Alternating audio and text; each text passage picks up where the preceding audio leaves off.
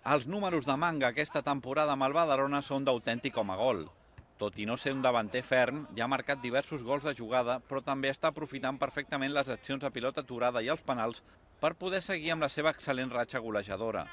A diferència de la temporada passada i l'anterior, on amb el Sabadell i Girona respectivament no en va fer cap, enguany s'ha convertit en un jugador vital en aquesta faceta.